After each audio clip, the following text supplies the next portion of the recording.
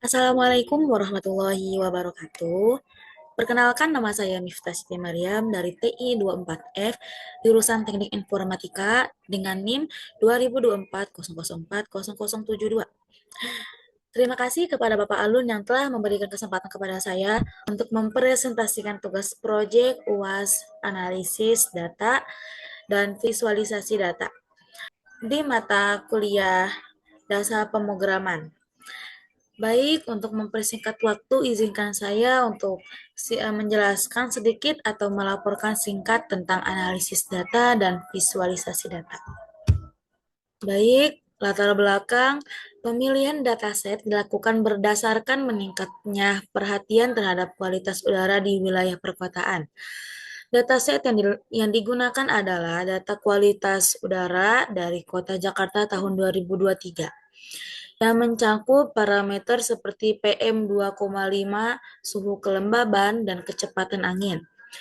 Permasalahan yang ingin dikaji adalah hubungan antara polusi udara PM2,5 dengan faktor lingkungan, khususnya suhu dan kelembapan, serta prediksi tingkat polusi berdasarkan variabel-variabel tersebut. Dan yang kedua ada metode analisis.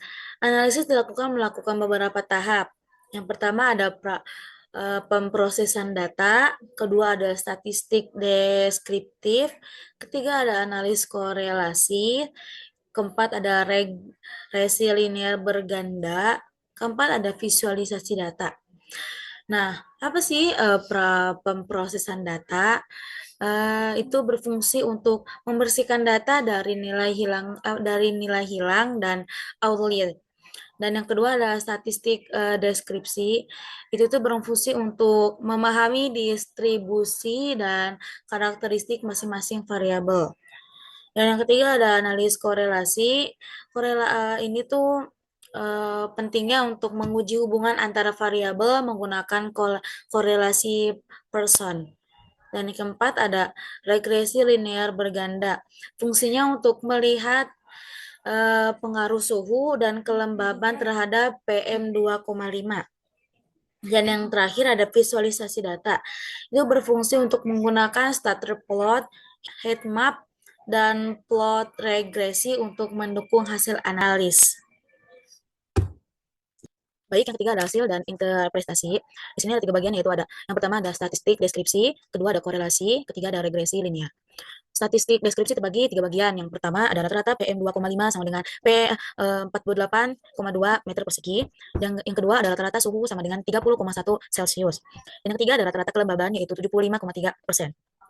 Dan bagian yang kedua ada korelasi, di situ ada bagian-bagiannya, bagian ada 2, yaitu yang pertama ada PM2,5 dan suhu negatif 0,42 sama dengan negatif sedang. Dan yang kedua ada PM2,5 dan kelembabannya 0,55 sama dengan positif sedang. Dan yang ketiga di sini ada regresi linear, ada bagiannya, yaitu yang pertama ada persamaan regresi. PM2,5 sama dengan 102,3 negatif 100,85 suhu tambah 0,67 sama dengan kelembabannya. Yang kedua ada R pangkat 2 sekitar 48%. Variasi PM2,5 dapat dijelaskan oleh suhu dan kelembabannya. Dan yang ketiga ada visualisasi menunjukkan tren menurun PM2,5 saat suhu meningkat dan peningkatannya PM2,5 saat kelembabannya naik. Dan di sini grafik yang saya sudah buat. Ini yang grafik pertama, dan ini grafik yang kedua. Yang ini adalah grafik ketiga,